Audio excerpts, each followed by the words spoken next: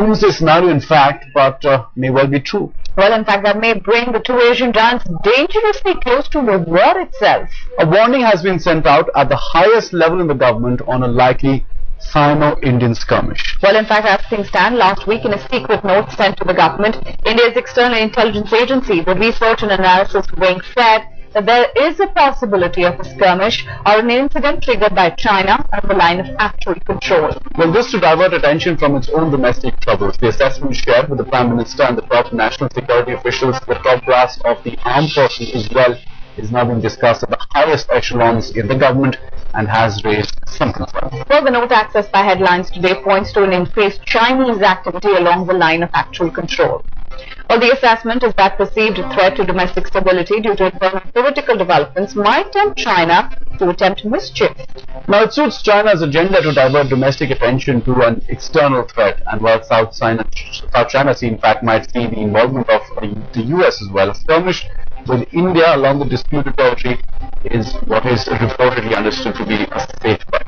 Well, to come out and stamp its regional supremacy and to diffuse internal tensions as well. The border brawl between the Asian giants could be the flashpoint of that limited skirmish. Now, China already occupies 35,000 square kilometers of Aksai Chin and 5,000 square meters of territory ceded to it by Pakistan as well. Well, it lays claim to the entire Arunachal as its own.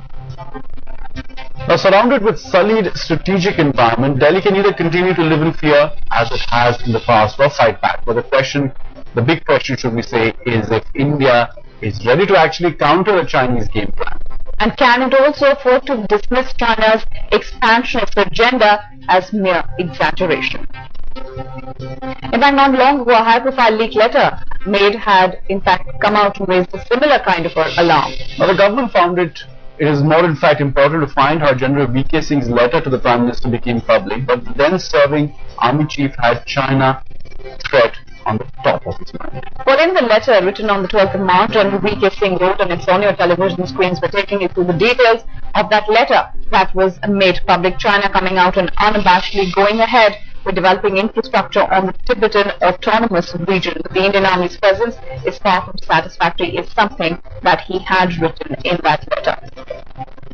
Well, let's get in more for our Foreign Affairs editor, Saurabh Shukla, who now joins us on the phone line. Saurabh, the warning has been sounded out at the highest level possible. What is the possibility really of this developing into a bigger issue than what it already is right now? The first thing is that, for all along, there was speculation which was happening around it. Now, there's a confirmation. The letter that I've accessed has been sent by India's external intelligence agency, research and analysis wing, based on multiple inputs sent to the Prime Minister and the top national security brass of the Indian government. And there is a serious, discussion which has taken place. In fact, series of meetings are happening. Indian envoys have been called by the National Security Advisor, Shiv Shankar Menon, as well, for a brainstorm on how to meet up with threats. Seriously, the government is taking it very seriously. All we are saying is that there are clear indications that are there on the horizon that they may point to a skirmish happening between India and China, which certainly is a really, really disturbing thing. But having said that, now it's for India, the government of India, to take proactive measures to make sure that it alerts its troops on the ground to make sure it